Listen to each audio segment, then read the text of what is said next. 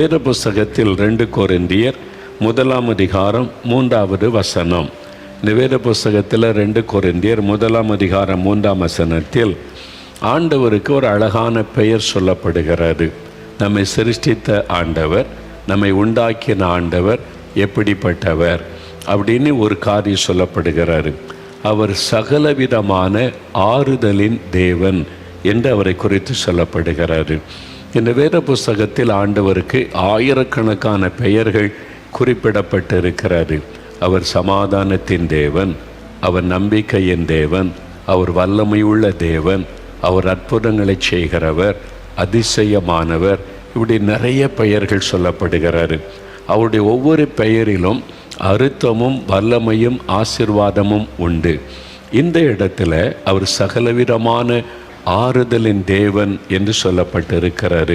ஆண்டவர் சொல்லுகிறார், என் மகளே, நான் உனக்கு ஆறுதல் தருகிற ஒரு தேவன். என் மகனே, நான் உனக்கு ஆறுதல் தருகிற ஒரு தேவன். சகலவிதமான ஆறுதலின் தேவனாம். எந்த பிரச்சனை உங்களுடைய வேதனைப்படுத்தி, காயப்படுத்தி, துக்கப்படுத்தி இருந்தாலும் அந்த காயத்தை மாற்றக்கூடிய ஒரு ஆறுதலை ஆண்டவரால் தர முடியும். உங்களுடைய உள்ளம் காயப்பட்டு, வேதனைப்பட்டு, அதனால் மனம் உடைந்து, நம்பிக்கை இழந்து, வேதனையோடு நீங்கள் அமர்ந்திருக்கலாம்.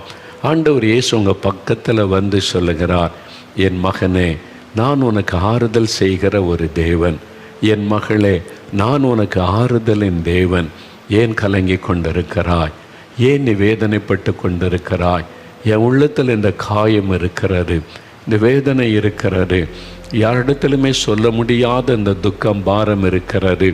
அப்படி காயப்பட்ட உள்ளத்தோடு நீ இருந்து கொண்டிருக்கிறாயா மகனே, மகளே? உங்கள் பக்கத்தில் தான் இன்றைக்கு இயேசு வந்து நிற்கிறார். அவர் உங்களுக்கு ஆறுதல் செய்கிற ஒரு தேவன். ஒருவேளை பாவத்தின் நிமித்தம் உள்ளம் காயப்பட்டு யாரிடத்தில் இதை சொல்ல முடியும்? என்னால் இந்த பாவத்தை விடவும் முடியவில்லை, நிம்மதியாக இருக்கவும் முடியவில்லை, இது என்ன வாழ்க்கை என்று மனம் கலங்கி நிற்கலாம். ஆண்டவர் இயேசு வந்து உங்கள் பக்கத்தில் நிற்கிறார். நான் உனக்கு ஆறுதல் தருவேன், இந்த காயங்களை மாற்றுவேன் என்று கர்த்தர் உங்களுக்கு சொல்லுகிறார். ஒருவேளை வியாதி நிமித்தம் உங்களுடைய உள்ளம் காயப்பட்டிருக்கலாம். எனக்கு ஏன் இந்த வியாதி வந்தது? எங்கள் குடும்பத்தில் ஏன் இப்படி ஒரு வியாதி வந்தது? உங்களுடைய உள்ளத்தில் ஒரு துக்கத்தை கொடுத்து கொண்டிருக்கலாம். நான் பக்தியாக தானே இருக்கிறேன், கடவுள் நம்பிக்கையோடு தானே இருக்கிறேன், நான் கடவுளெல்லாம் தேடுகிறேனே, எனக்கு இப்படி ஒரு வியாதி வந்து விட்டதே, மருத்துவம் கைவிட்டு விட்டதே, இவ்வளோ பணம் சொல்ல பண்ணி சுகத்துக்கான அறிகுறி கூட தெரியவில்லையே, நான் என்ன பாவம் செய்து விட்டேன், என்ன சாபம் என்னை தொடருகிறது? உள்ளுக்குள்ளே ஒரு வேதனை, ஒரு காயம், இரவெல்லாம் தூங்க முடியாதபடி கண்ணீர், வேதனையிலே இரவும் பகலும் கழித்து கொண்டிருக்கிறீர்களா? உங்கள் பக்கத்தில் இயேசு வந்து நின்று சொல்லுகிறார், என் மகனே, நான் உனக்கு ஆறுதல் செய்கிற தேவன், நீ கலங்காதே. இந்த ஆண்டவர் உங்களோடு பேசுகிறார். ஒருவேளை பிசாசினால் உண்டான போராட்டம், மனதில் பாதிப்புகள், டிப்ரெஷன், மன அழுத்தம், வெளியே சொல்ல முடியாத பிரச்சனைகள், குடும்பத்துக்குள்ளே குழப்பமான நிலைமை, என்ன செய்வதுன்னு தெரியல அப்படின்ற ஒரு வேதனை, யாரிடத்தில் சொன்னாலும் அதை புரிந்து கொள்ளுவாங்களா, அதை சரியாக விளங்கி கொள்ளுவாங்களா, என்னையே குற்றப்படுத்தி விடுவாங்களா, இந்த மாதிரி ஒரு மனக்குழப்பம், இருதயம் காயப்பட்டு ஒரு இருதயத்துக்குள்ளே நீங்கள் அழுது கொண்டிருக்கிற ஒரு நிலைமை, நான் ஏன் இந்த உலகத்தில் வாழ வேண்டும், மரித்து விட்டால் நலமாயிருக்குமே என்று வாழ்க்கையை வெறுத்துவிட்ட ஒரு கசந்த நிலைமை, அப்படி தான் நீங்கள் அமர்ந்திருக்கிறீங்களா? இயேசு உங்கள் பக்கத்தில் வந்து சொல்லுகிறார், என் மகனே, நான் உன்னை புரிந்து கொள்ளுகிற தேவன், நான் உன்னை அறிந்திருக்கிற தேவன், நான் உனக்கு ஆறுதல் தருகிற தேவன். நான் என்று ஆண்டவர் உங்களோடு பேசுகிறார். இன்றைக்கு உங்களுடைய காயங்களை மாற்றி உங்களை ஆறுதல் படுத்தி அதற்காக அற்புதம் செய்து ஆண்டவர் உங்களை மகிழ்விக்க போகிறார். அதற்காக இயேசு இந்த உலகத்தில் உலாவின நாட்களில் அவர் எப்படி மனிதர்களை ஆறுதல் படுத்தினார், காயப்பட்ட உள்ளத்தோடு இருந்தவர்களை எப்படி ஆறுதல் படுத்தி அவருடைய துக்கங்களை மாற்றினார் என்று நிறைய சம்பவங்கள் இந்த வேதத்தில் எழுதப்பட்டிருக்கிறது. இயேசு இந்த உலகத்தில் மனிதனாய் உலாவின அந்த நாட்களில் பரிசுத்த லூக்கா எழுதின சுவிசேஷம் 7ஆம் அதிகாரத்தில் 11ஆம் வசனத்திலிருந்து நீங்கள் வாசித்தால், இயேசு கிறிஸ்து நாயின் என்று சொல்லப்பட்ட ஊருக்கு வருகிறார். இயேசு கிராமங்கள் தோறும் பட்டணங்கள் தோறும் மக்களை தேடி சென்று அற்புதம் செய்து அவருடைய துக்கங்களை மாற்றினார். சுவிசேஷத்தை பிரசங்கித்து கொண்டு வந்தார். நாயின் என்று சொல்லப்பட்ட ஊருக்கு போனார். இப்பவும் அந்த ஊர் இருக்கிறாரு. 2000 வருஷம் கடந்த பிறகும் அதே பெயரில் அதே ஊர் இப்பவும் இருக்கிறாரு. நான் அந்த ஊருக்கு போய் பார்த்துருக்கிறேன். அந்த இடத்துல ஒரு ஆலயம் கட்டி இருக்கிறாங்க. இயேசு அற்புதம் செய்த இடத்துல. நாயின் என்று சொல்லப்பட்ட அந்த ஊரில் ஒரு விதவை. அந்த விதவை தாய்க்கு ஒரே ஒரு மகன். இப்போ கணவர் இறந்துட்டார். ஒரே பையன். அந்த பையனை வளர்த்து கொண்டு வந்தார்கள். வாலிபன் ஆகிவிட்டான். அந்த மகன்தான் அந்த விதவை தாய்க்கு எல்லாமே. அந்த மகனோடு தான் அவருடைய வாழ்க்கை. என் மகனுக்கு ஒரு நல்ல வாழ்க்கை அமையணும், அவன் என்னை கவனித்து கொள்வான் என்று அந்த வாலிப மகனோடு சந்தோஷமாய் வாழ்ந்தபோது திடீரென்று என்ன நேர்ந்ததோ, ஒரு வியாதி தாக்கி இருக்கலாம். ஒரு வியாதி பிரச்சனை வந்து அந்த மகன் மரித்து போய்விட்டான். அந்த வாலிபனுடைய மரணம் அந்த தாயினுடைய உள்ளத்தை மிகவும் பாதித்தது. ஒரே மகன், ஆதரவாயிருந்த மகன், ஆறுதலாயிருந்த மகன் மரித்து விட்டான். இனிமேல் அந்த தாயினுடைய எதிர்காலமே சூனியமாகிவிட்டது. இனி யார் இருக்கிறாங்க எனக்கு? இந்த வீட்டில் நான் தனியாக இருக்கணும். என் ஒரே மகனை வாலிப வயசில் பறி கொடுத்து விட்டேன். இனிமேல் எனக்கு யார் இருக்கிறார்கள்? மனம் உடைந்து போனது. இழப்பினால் உண்டான ஒரு பாதிப்பு, இழப்பின் நிமித்தம் உண்டான ஒரு காயம், ஆறுதலே படுத்திருக்கவே முடியாது. அழுது கொண்டு வேதனையோடு இருக்கிறார்கள். எவ்வளோ நேரம் பிணத்தை நீ வீட்டில் வைத்திருக்க முடியும்? அடக்கத்திற்காக அவனுடைய மகனை பாடையிலே கொண்டு போகிறார்கள். அந்த ஊராரில் திரளான மக்கள், என்னால் பாவம் ஒரு விதவை, ஒரே மகன் மரித்து விட்டான் என்று சொல்லி திரளான மக்கள் அந்த அடக்க ஆராதனைக்கு வந்திருக்கிறாங்க. அந்த வாலிபனை சுமந்து கொண்டு போகிறாங்க. அந்த விதவை அழுது கொண்டே வருகிறாள். யோசித்து பாருங்க, அந்த மகள் அந்த பாடைக்கு பின்னால் தன் ஒரே மகனை இழந்து அழுது கொண்டு போகிற காயப்பட்ட ஒரு உள்ளம். கணவனை இழந்து அந்த வேதனை. ஒரு மகன் இருக்கிறான் என்று ஆறுதல் அடைந்தால் அந்த மகனும் மரித்து விட்டான். இனி என்ன செய்வது? இழப்பினால் உண்டான வேதனை, தனித்து விடப்பட்ட ஒரு வேதனை. அழுது கொண்டே வருகிறாள். அந்த ஊரில் நிறைய பேர் வந்தாங்க. யாருமே அவளுக்கு ஆறுதல் சொல்லவில்லை. நீ அழாத, எனக்கு யார் இருக்கிறான்னு அழுதிருப்பாள். சொன்னாங்க, சொல்லியிருக்கணும், நாங்கள் இருக்கிறோம், நீ பயப்படாத. யாருமே அப்படி சொல்ல முன் வரவில்லை. நம்ம சிரித்தா உலகமே நம்ம கூட சேர்ந்து சிரிக்கும். ஆனால் அழுதால் தனிமையில் தான் அழ வேண்டியது வரும் என்று ஒரு சொல்லுவார்கள். அதே மாதிரி அழுது கொண்டே வருகிறாள். இயேசு அப்பொழுது அந்த ஊருக்கு வருகிறார். தன் சீஷரோடு அவர் வருகிறார். அப்பொழுது அந்த சவ ஊர்வலம் வந்து கொண்டு இருக்கிறது. அந்த விதவை பெண் அழுது கொண்டே வருகிறாள். இயேசு நின்று அதை பார்க்கிறார். அந்த தாய் கண்ணீர் விட்டு புலம்பி அழுகிறதை பார்க்கிறார். இயேசு மனதுருகினார். இயேசு மனதுருகினார்.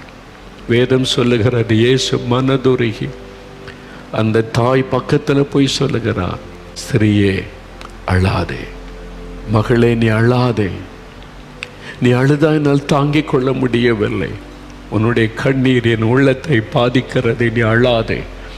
ஆண்டவர் ஆறுதலான ஒரு வார்த்தை சொன்னார். காயப்பட்ட அந்த உள்ளம், வேதனைப்பட்ட அந்த உள்ளம், நான் இழந்துட்டேன், கணவரை இழந்துட்டேன், மகனை இழந்துட்டேன், இனிமேல் எனக்கு யாரும் இல்லை, நான் யாருக்காக வாழணும் அப்படிலாம் நினைத்து அழுத அந்த மகளை பார்த்து இயேசு சொன்னார், நீ அழாதே, நீ அழுதா என்னால் தாங்கிக் கொள்ள முடியவில்லை. அதுதான் இயேசு, அதுதான் இயேசுவனுடைய அன்பு, அதுதான் இயேசுவனுடைய மனதுருக்கம். நீ அழுகிற, நீ அழுதா என்னால் தாங்கிக் கொள்ள முடியல மகளே, அழாதே. இவர் ஆறுதலை மாத்திரம் சொல்லிட்டு இயேசு போய்விடவில்லை. ஆண்டவர் பாடையை தொட்டார். உடனே எல்லாரும் நின்றாங்க, கவனிக்கிறாங்க, யார் இவர்?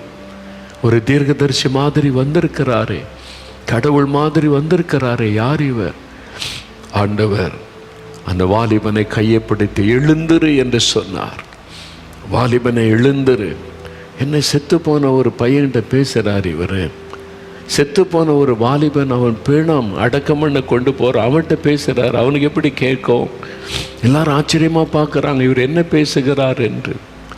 அவர் பேசினா பிணத்துக்கு காது கேட்கும். அது காதில் அந்த சத்தை விழுந்துட்டான், உயிர் பெற்று எழும்பும். இயேசு சொன்னார், வாலிபனை எழுந்தரு என்று சொன்னார். அவனுக்குள்ளே போன உயிர் திரும்ப வந்து விட்டார். எழும்பி உட்கார்ந்தான். இந்த தாய்க்கு எப்படி இருந்திருக்கும்? ஆனந்த கண்ணீர் வடித்திருப்பாள். இயேசுவின் பாதத்தில் விழுந்த நன்றி சொல்லி இருப்பாள். ஆண்டவரே, என் கண்ணீரை தொடச்சிங்க, என்னை ஆறுதல் படுத்தி என் மகனையே உயிரோடு எழுப்பி கொடுத்துட்டீங்களே. நீ ஜனங்கள்லாம் பார்க்குறாங்க, இவர் சாதாரண மனிதர் அல்ல, கடவுள் நமத்திலே மனிதனாய் வந்திருக்கிறார். லூக்கா 7:16 சொல்றாங்க, தேவன் தமது ஜனங்களை சந்தித்தார். Lord has visited his people. வானத்தை பூமி உண்டாக்கின தேவன் நமத்திலே வந்திருக்கிறார். அவரால் தான் இப்படி அற்புதம் செய்ய முடியும் என்று ஜனங்கள் எல்லாம் இயேசுவுக்கு நன்றி சொல்லுகிறார்கள். எனக்கு அன்பானவர்களே, அந்த மகளை ஆறுதல் படுத்தி அந்த கண்ணீரை துடைக்க அற்புதம் செய்த அதே இயேசு இன்றைக்கு உங்களை பார்த்து சொல்லுகிறார், நான் உன்னை ஆறுதல் படுத்துகிற தேவன். நீ ஏன் அழுது கொண்டிருக்கிறாய்? ஏன் கண்ணீர் விட்டு கொண்டிருக்கிறாய்? நீ அழாதே என் மகளே, நீ அழாதே என் மகனை, நீ அழாதே என்று ஆறுதல் படுத்துகிற ஒரு ஆண்டவர் இன்றைக்கு உங்களை சந்தித்து கொண்டிருக்கிறார். ஒரு சமயம் ஒரு கணவனும் மனைவியும் பார்க்க வந்தார்கள். உங்களுக்கு என்ன காரியத்திற்கு நான் ஜெபிக்க வேண்டும் என்று கேட்டேன். அவ்வளவுதான். அந்த சகோதரி ஓ என்று அழ ஆரம்பித்து விட்டார்கள். மிகுந்த கண்ணீர், அடக்கி கொள்ள முடியாதபடி அழுதார்கள். அந்த கணவருக்கு என்ன செய்வதென்று தெரியவில்லை. அந்த மனைவனுடைய துக்கம் அவ்வளோ பெரியது. கொஞ்ச நேரம் அழுது முடித்த பிறகு, உங்களுக்கு என்ன பிரச்சனை? இதுக்காக நான் ஜெபிக்கணும், பிரார்த்தனை பண்ணணும். திருமணமாகி இத்தனை வருஷம் ஆயிற்று, குழந்தை இல்லை. 2 முறை குழந்தை உண்டாகி கருச்சிதைவு ஏற்பட்டு விட்டார். ஒவ்வொரு முறையும் நான் கருவுறும் பொழுது ஆண்டவர் என் ஜெபத்தை கேட்டார், எனக்கு ஒரு ஆசீர்வாதம் தந்து விட்டார் என்று நான் சந்தோஷப்படுவேன். சில மாதங்களிலே அந்த கரு அழிந்து விடும். 2 முறை நடந்து விட்டேன், இழந்து விட்டேன். என் ஆசீர்வாதத்தை நான் இழந்து விட்டேன். இப்போ நிந்தை.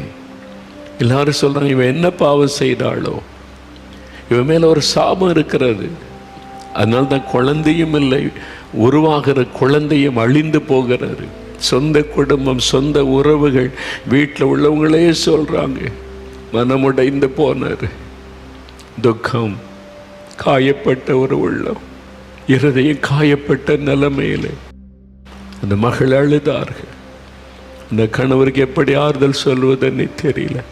அவர் தான் அழைத்து கொண்டு வந்திருக்கிறார். அவருடைய கண்ணீர் என் இருதயத்தை உடைத்தது. நான் அந்த மகளுக்கு என்ன சொல்ல முடியும்? அவன் மேலே கை வைத்த ஆண்டவரை, இழந்து போன இந்த ஆசீர்வாதத்தை திரும்பத்தார். இந்த மகள் இழந்து போன ஆசீர்வாதத்தை திரும்பத்தார். அவருடைய கண்ணீரை தொடையும், அவருடைய காயத்தை மாற்றும் ஆண்டவரை என்று கண்ணீரோடு ஜெபம் பண்ணி, ஆண்டவர் உடைய கண்ணீரை துடைப்பார், இழந்து போன ஆசீர்வாதத்தை திரும்ப தருவார் என்று சொல்லி ஆறுதல் படித்து அனுப்பிவிட்டேன். சுமார் 1 வருட காலம் கழிந்து அந்த கணவன் மனைவி என்னை பார்க்க திரும்ப வந்தார்கள். வந்தபோது அந்த மகளுடைய கையில் ஒரு அழகான குழந்தை.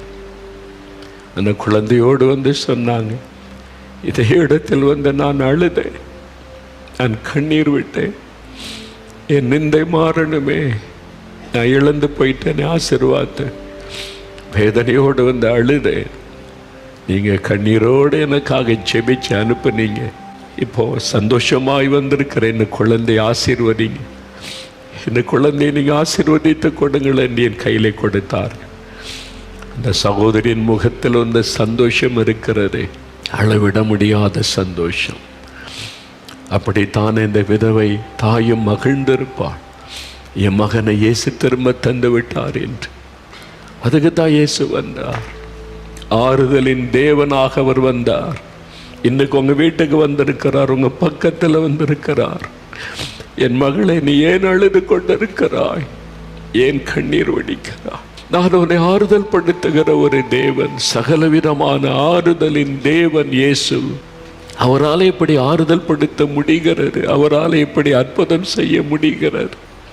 ஏன் தெரியுமா? சிலுவையிலே நமக்காக தன்னை பலியாய் கொடுத்தார். நம்முடைய பாவங்களை அவர் சுமந்தார் என்று 1 பேதுரு 2:24 எழுதப்பட்டிருக்கிறது. மத்தேயு 8:17 நம்முடைய நோய்களையும் பலவீனங்களை சிலுவையிலே சுமந்தார். 1 பேதுரு 2:24 அவருடைய தழும்புகளால் குணமாகிறோம் என்று எழுதப்பட்டிருக்கிறது. நமக்காக உங்களுக்காக தன்னை சிலுவையிலே ஒப்பு கொடுத்து இரத்தம் சிந்தி காயங்களை ஏற்றுக்கொண்டார். அவருடைய தழும்புகளால் குணமாகிறோம். அந்த தழும்புள்ள கரத்தினால் தொட்டு நம்மை குணமாக்குகிறார். ஏசாயா 53:4 சொல்லுகிறது, நம்முடைய பாடுகளை ஏற்றுக்கொண்டு சிலுவையிலே நம்முடைய துக்கங்களை சுமந்தார். உடைய கண்ணீரை சுமந்தார், துக்கங்களை சுமந்தார். சிலுவையில் அவமானப்படுத்தப்பட்டு நிந்திக்கப்பட்டு குற்றம் சொல்லப்பட்டு அவருடைய இருதயத்தை வேதனைப்படுத்தி அந்த சிலுவையிலே தொங்கும்படி செய்தார்கள். அத்தனையும் அவர் சகித்தார். உங்களுக்காக எனக்காக பாடுகளை சகித்தார் என்று வேதம் சொல்லுகிறது. கலாத்தியர் 3:13 சொல்லுகிறது, நம்முடைய சாபங்களை தன் மீது ஏற்றுக்கொண்டார். அதனால தான் அவரால் நமக்கு அற்புதம் செய்ய முடிகிறது. நமக்காக நம்முடைய இடத்தில் அவர் சிலுவையில் மரித்ததுனால பாவங்கள், சாபங்கள், வியாதிகள், துக்கங்கள் எல்லாவற்றையும் சுமந்து முடித்ததினால அவரால் தான் நம்மை ஆறுதல் படுத்த முடியும். அவரால் தான் நமக்கு அற்புதம் செய்ய முடியும். அவர் நம்மை ஆசீர்வதிக்க எதையும் கேட்கவில்லை. நீ விசுவாசித்தால் போதும். உன் இருதயத்தில் என்னை விசுவாசித்து நீ என்னை சொந்தமாக்கி கொண்டால் போதும், அவ்வளவுதான். விசுவாசத்தோடு கூப்பிட்டு அவனுக்கு அற்புதம் செய்வேன் என்று ஆண்டவர் சொல்லுகிறார். அவர் சகலவிதமான ஆறுதலின் தேவன். அவர் மரித்து 3வது நாள் உயிரோடு எழுந்தார். இன்றைக்கும் அவர் உயிரோடு இருக்கிறார். அதனால தான் இந்த அற்புதங்கள் நடக்கிறது. இன்றைக்கு இப்போ அவர் உங்களுக்கு அற்புதம் செய்ய போகிறார். உங்களை ஆறுதல் படுத்தும்படி அற்புதம் செய்ய போகிறார். பிரியமானவர்களே, இயேசு ஆறுதலின் தேவன். நீங்கள் காயப்பட்ட உள்ளத்தோட ஆறுதலுக்காக ஏங்குனீங்க தானே? அதனால தான் ஆண்டவர் உங்களோட பேசி இருக்கிறார். வியாதி வந்துட்டே, இந்த கஷ்டம் வந்துட்டே, நான் என்ன பாவம் செய்தேனோ? உங்களையே நீங்கள் குற்றப்படுத்துறீங்களா? நான் என்ன பாவம் செய்தேனோ, எனக்கு இப்படி ஆகிப்போச்சு அவ்வளோதானா அப்படின்னு நினைக்கிறீங்களா? ஆண்டவர் சொல்றாரு, மகனே மகளே, உன் பாவம் மன்னிக்கப்பட்டாரு, உன் வேதனை நீங்க சுகமாயிரு, நீ அழாதே என் ஆறுதல் படுத்துகிற தேவன். அவர் உங்களை குற்றப்படுத்த மாட்டார். நீ ஏற்கனவே காயப்பட்டிருக்கிறீங்க. ஆனால் ஆண்டவர் அந்த காயங்களை மாற்றுகிறவர், ஆறுதலான வார்த்தை சொல்லுகிறவர். அவருடைய ஆறுதல் உங்களுக்கு வேணுமா? இயேசு ஆறுதலின் தேவன்.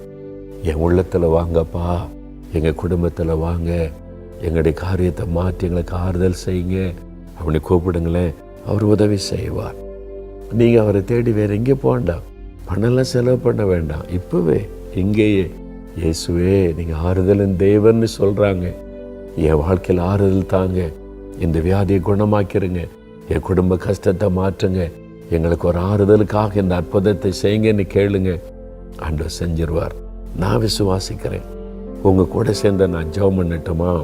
அப்படியே முடிஞ்சால் முழங்கால் போடுங்க, அல்லது அப்படியே கை கூப்பி கண்ணை மூடி இயேசுவை கண் முன்னால் நிறுத்தி, நீங்கள் எனக்கு ஆறுதல் கொடுக்க சிலுவையில் உங்களையே பலியாக கொடுத்தீங்களப்பா, எனக்கு அற்புதம் செய்யுங்கன்னு கேளுங்க. தகப்பனே, இதோ இந்த பிள்ளைகள், இயேசுவே எனக்கு ஒரு ஆறுதல் வேணும், இந்த வியாதி சுகமாகணும், கஷ்டங்கள் நீங்கணும், கண்ணீர் துடைக்கப்படணும். மனவேதனையோட பாதிக்கப்பட்ட உள்ளத்தோடு செபிக்கிறாங்க. இவங்களுக்காக சிலுவை சுமந்தீங்க, அடிக்கப்பட்டீங்க, ஆண்டவரே நொறுக்கப்பட்டீங்க. அதை நினைத்தருளுங்கப்பா. இந்த பிள்ளைகளுக்காக சிலுவையில் உண்மை பலியாய் கொடுத்ததை நினைத்தருளுங்க. என்னுடைய பாவத்தை மன்னிச்சு அந்த வியாதியை குணமாக்குங்க. அந்த நோய் மாறட்டும். அந்த மரண வியாதி இயேசுவின் நாமத்தில் விலகட்டும். ஆஸ்துமா வியாதி, கேன்சர் வியாதி இயேசுவின் நாமத்தில் விலகட்டும். பாதிக்கப்பட்ட சிறுநீரக சுகம் அடையட்டும், கல்லீரல் சுகம் அடையட்டும், இருதயம் சுகம் அடையட்டும். அற்புதம் செய்யுங்க. நான் என்ன பாவம் செய்தனோன்னு கலங்குறாங்களப்பா. பாவத்தை மன்னிச்சு அவங்களுக்கு அற்புத சுகம் கொடுங்க ஆண்டவரே. குடும்பத்தில் இருக்கிற வறுமை மாறட்டும், கண்ணீர் துடைக்கப்படட்டும், வேதனைகள் நீங்கட்டும். அவங்க ஆறுதல் படுத்த ஒரு அற்புதத்தை செய்யுங்கப்பா. இன்றைக்கு செய்யுங்கப்பா. இன்றைக்கே ஒரு மாற்றம் அந்த வீட்டுக்குள்ள வரட்டும், அவருடைய வாழ்க்கையில வரட்டும். இயேசுவின் நாமத்தில் ஒரு சுகமும் மாற்றமும் உண்டாகட்டும். ஆண்டவருடைய தள்ளுமுள்ள கரம் தொட்டதற்காக உங்களுக்கு ஸ்தோத்திரம், உங்களுக்கு ஸ்தோத்திரம். நல்ல மாற்றத்தை காணட்டும். இன்றைக்கே ஒரு அற்புத மாற்றம் வீட்டுக்குள்ளே உண்டாகட்டும்.